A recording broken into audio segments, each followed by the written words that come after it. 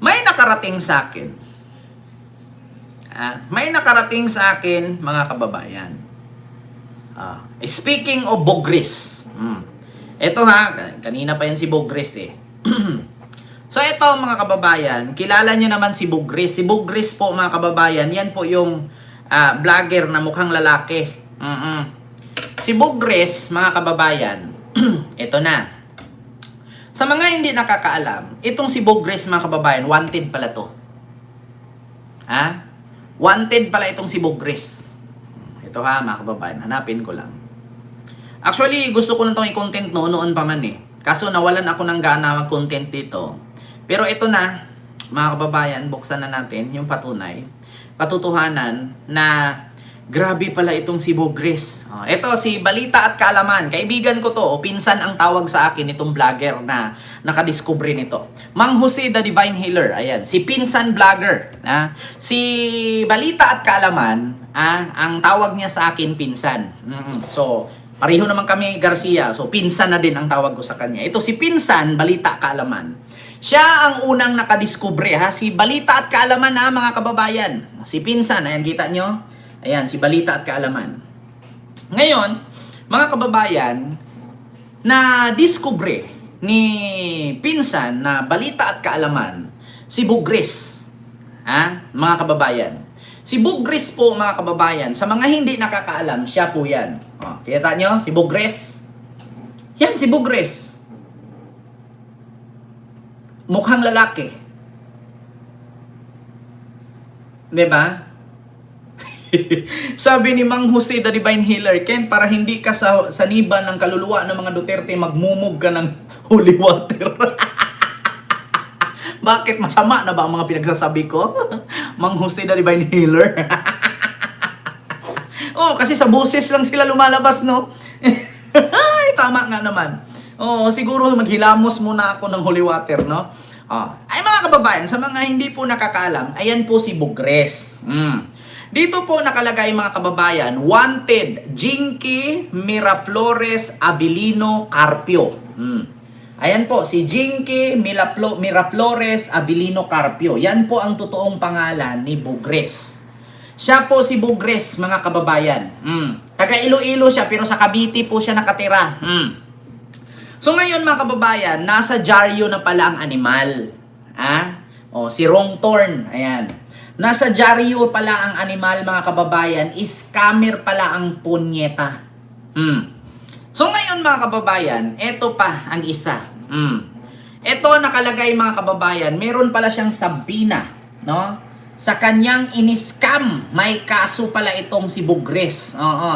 Gumanda lang ang itsura dahil sa filter. Pag tinanggal mo ang filter, nako, mukhang digong, lubak-lubak din.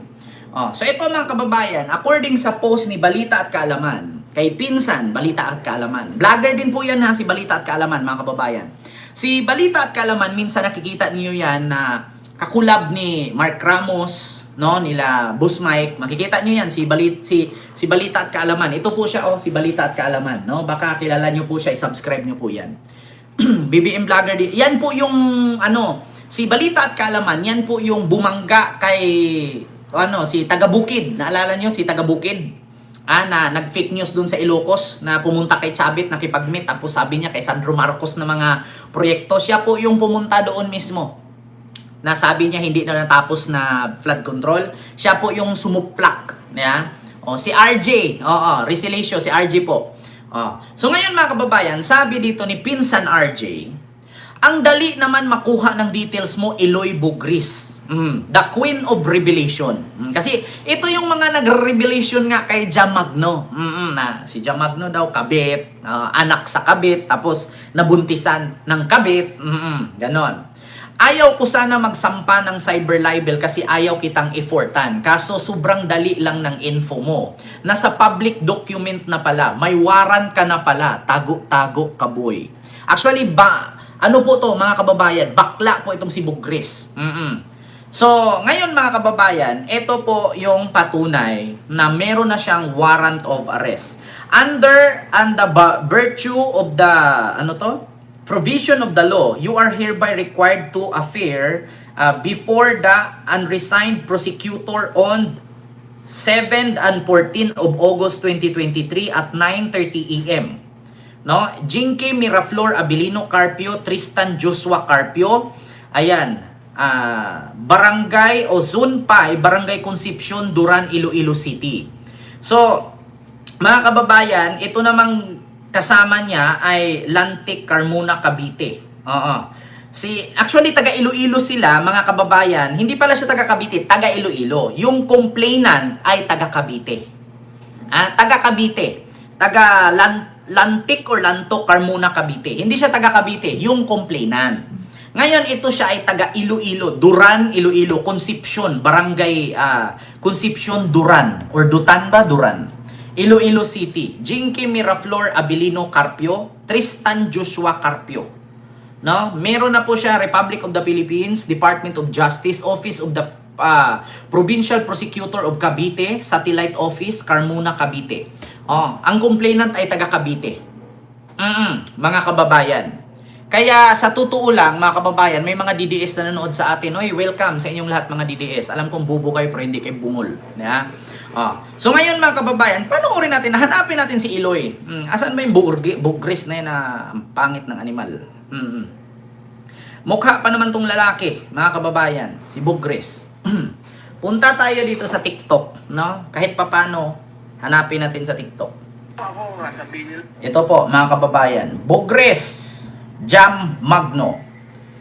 Ito siya, mga kababayan, si Bugres, Iloy Bugres. Sinabi daw sa kanya noon ni Tatay Digong, pinangakuan daw siya na maging senadora. Ayan ba? Ay, grabe mo senadora ka, pinagsisigay. Buang, di ba? Ano?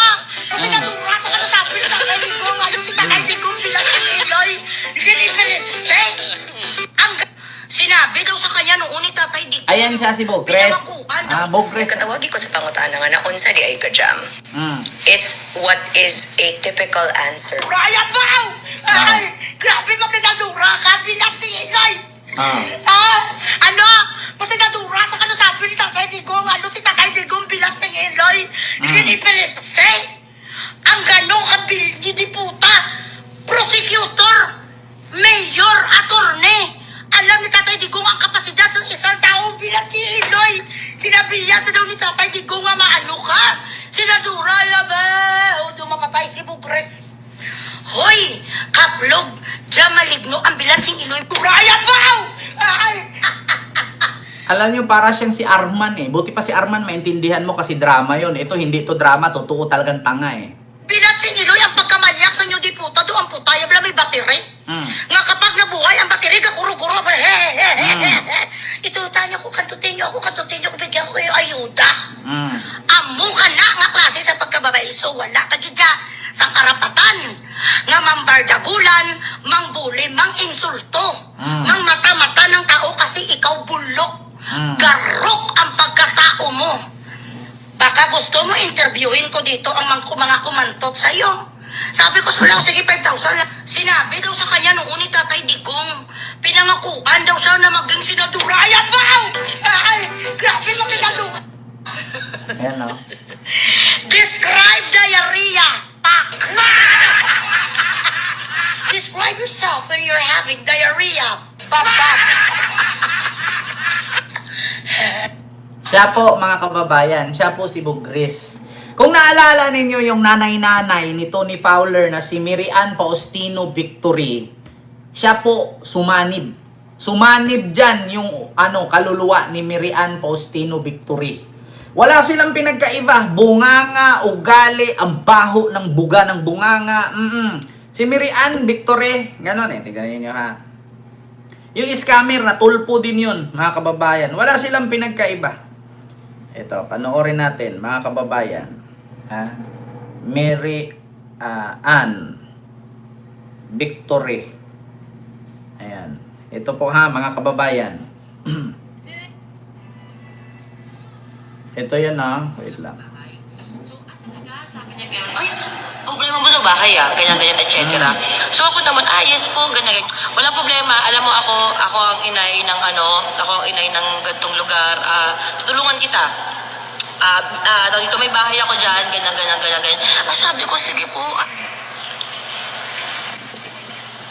Para dun sa dito sa nag-request ng phone para sa kanila ni baby. Diba? Wish Magkamukha granted. sila. I-PM mo lang ako sa aking original account na Mary Ann Faustino Victory or mag-PM ka kay Joy or kay Franz. At ipapadala po namin ang phone with additional na gamit ni baby or groceries. Diba? Thank you. God bless us all. Describe diarrhea. Para dun sa... Diba? Magkapareho nga sila. Bastos ang bunganga, basurahan ang hininga, pati ugali, kanal. Yan. Pareho sila, mga kababayan. Kaya ngayon, sa totoo lang, mga kababayan, kapag ganyan hitsura, alam nyo na. Huwag nyo i-tag si Brenda Midge, ha? Hindi si Brenda Midge yan. Si Bugris yan. So ngayon, mga kababayan, pasok na ang papel niyan sa UAE. Sa totoo lang, mga kababayan, may warrant po siya. Yan yun na lang. Soon. Alam nyo na, si Bogres, wanted pala. At may warrant of arrest. Ayan. Sige, Bogres. Ngal-ngal ka pa sa social media, di po ka animal ka, pisingawa ka. Ayaw na bulgar ka tuloy, animal ka. Ngal-ngal ka pa dyan sa social media, di po ka. Ewan ko lang ko hanggang kailan ka dyan magtagal sa pinagtaguan mo, lungga. Pareho kay dalawa ni Marleka. Ayan, pareho kayo ni Marleka. Hanggang kailan ka magtagal dyan?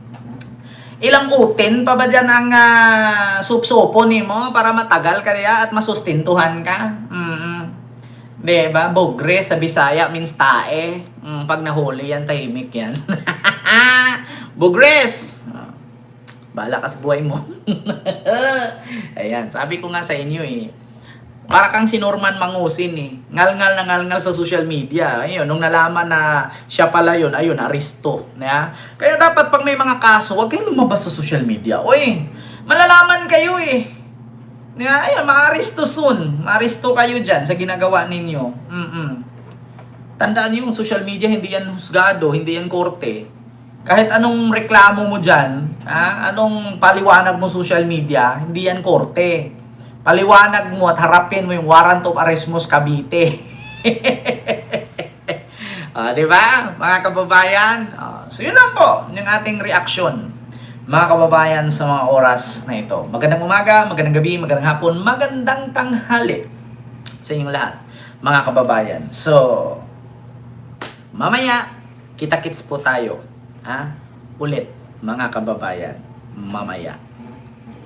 So maraming salamat sa inyong lahat. Hindi ko pa kayo maisa-isa, mga kababayan. Mag-ingat po kayo palagi.